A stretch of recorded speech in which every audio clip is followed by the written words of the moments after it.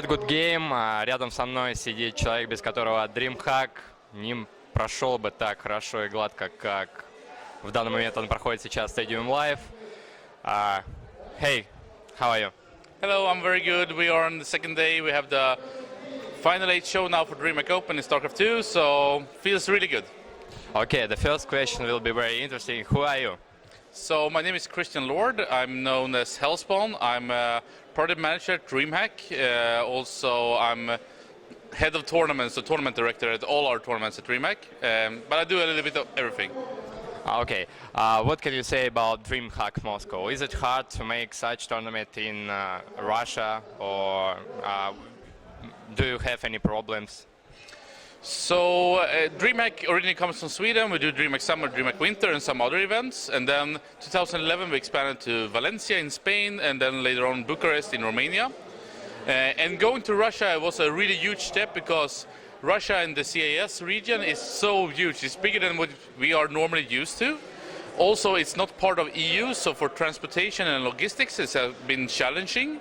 But we did good work, and our partner here, Game Show, did a wonderful job. So we got all the equipment into Russia and been very good. And I think the event here is maybe the best DreamHack event first time, because I think it's very nice organized, it looks very good, and it's a lot of people. So like the community seems to like it, so I'm just happy. Okay, seems that this tourney will not be the last one in Russia, yeah? No, we expect to come back. We like it here in Russia. We've had a very good time in Moscow. So I think we will go back. I think that the community seems to like it, and that's what's important for us. Okay, which games are you interested in? Which cybersport, professional teams are you interested in? Maybe some StarCraft players? Me personally, or DreamHack? So I go back to esports or cybersports in '98 with Quake 2. I was a player, and then I played Counter-Strike. Following, I watched most games: Warcraft 3, StarCraft 2, Dota 2. I'm kind of a lot into Dota 2 because I'm also the product manager of Asus ROG Dream League, which is our huge DreamHack Dota 2 league. Hearthstone, World of Warcraft, Quake is of course something that is special. It's like a baby for me.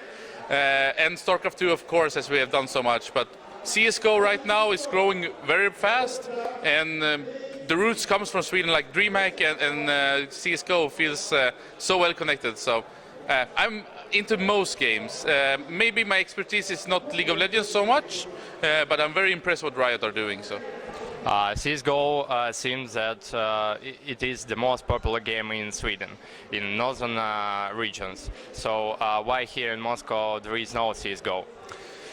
So I think it's several reasons. Like when we started DreamHack Open back in 2012, of course that was StarCraft 2, and StarCraft 2 was really huge. And I think we had a very good 2013 and so far 2014.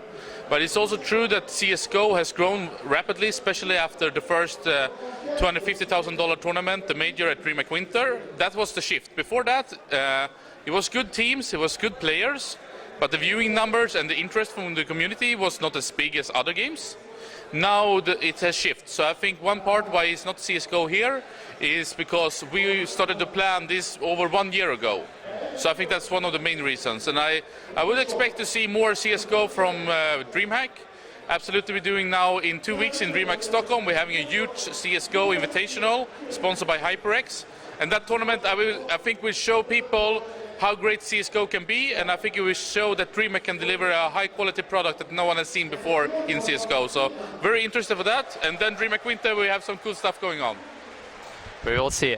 Okay, what about StarCraft? You said that StarCraft seems not so growing as CSGO right now. Seems that StarCraft is dying. There are a lot of rumors in Russia, you know, that StarCraft isn't so popular right now as it was before. I think that in the CIS region or Russian region, I think that Warcraft 3 was much bigger than StarCraft 2 ever been. I think though worldwide that StarCraft 2 has been the biggest RTS ever, even bigger than Brood War, because in the USA and in Europe and in Asia, StarCraft 2 has been extremely big. I think that to some extent it's overreaction, or more that it's hard to see that StarCraft 2 is not the #1 game, but still it's a huge following. We can see it here, it's still a big crowd, we can see a huge viewing number still, but it's just that League of Legends and Dota and CSGO has grown more the last couple of years. Also, I think that the RTS genre and the one-on-one is a little bit less interesting because when you're a team and you play with your friends, it's more easier game to you know, get better at, but also having fun. StarCraft 2 is such a hard game. It's a very brutal game, and if you're not really focused on becoming better, you might get kind of bored after a while. And I think that RTS-wise, StarCraft 2 is beyond anything else. Nothing is even close to it. And I think StarCraft 2 will still have a good future, especially when the expansion is coming. Let's talk about DreamHack future. What are you want to do next year, maybe after this event? What we should expect from DreamHack? So actually a lot is going on in DreamHack right now.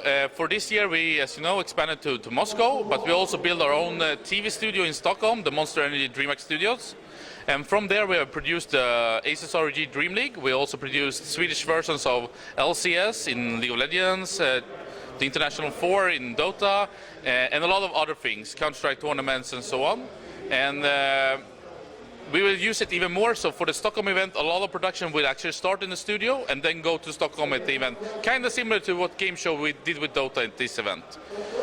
For the future, Dream League Season 2 is coming up. And for 2015, we are right now in our last parts of planning. Which games, which tournaments. We already know that France we will add to, going to France. And I think that the Moscow event or Russian event is to be announced, hopefully soon. Okay, I hope that we will get some more events than before, and DreamHack is really good. Is really a huge step for us. Okay, let's talk about Russian esport. What do you think about this? Is it so big like in other countries, or what do you think about this? Working as a journalist back in the days and also following esports broadly, I always been very impressed by the Russian and the CIS community and the cybersports community. It's always been a lot of good websites, it's always been good coverage, it's always been very good players. Like back in the days with Quake players like C58 with Pele and Lexer and those guys, but also when we saw the Counter-Strike with like Virtus Pro back in 2004. I always been very impressed, like you know, old Warcraft players like Deadman or like Happy still playing here. It's so fantastic that Happy is top 8 here in StarCraft 2. He still keep on performing, and he's been like the best Warcraft 3 player from Europe, together with like Grubby and someone else maybe, but Happy has always been performing, so it's impressive to see. And I think that we see also like in League of Legends, the old Moscow 5 team and those players like Alex-ish and so on. I think that Russian players always can perform, and we see it in Dota still, like with Na'Vi and Team Empire and all those teams. This one was NVMI with Goblak winning, so I like Goblak. He's impressive to me. Always friendly. So no, I really like the Russian community in esports. I think that with the language barrier, it's a little bit disconnected because everything is in Russian and it's built by, you know, for its own community. So sometimes it can be hard to connect, but I think I try to search Russian sites for news too, because I know there is a lot of good content coming. Which resources, sites do you know? Oh, you put me on the spot. My favorite back in the days was, what was it called? Cyberfight? Cyberfight, true, yeah, yes. That was maybe my favorite back in the days. But I go to GoodGame.ru, I go to a lot of different sites and see what's going on. I think also that the teams like Virtus Pro, like Na'Vi, they do a lot of good coverage compared to some other esports teams in the Western. So I think it's always a lot of good content coming from this region. Any last words? You are welcome. I hope that it's been a good DreamHack Moscow, that the community home has been had a good event. I hope also that you come for hopefully next one event. And I'm always happy to see such a big interest in the DreamHack like so many journalists, so many players, so many viewers coming, both for DreamHack Summer and Winter and all other events.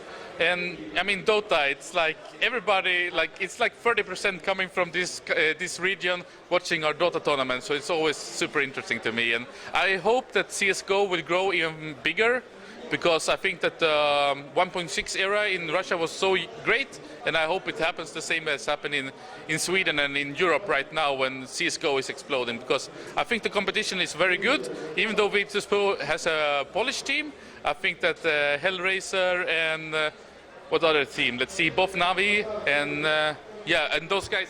That team was... Yes, that team, sorry, I forgot you guys. That team that we will see still a lot of good Russian players, because I think it's important for this industry to have that community. Thank you very much for an interview. Hope we'll see you next year. Yeah, thank you. Thank you, guys.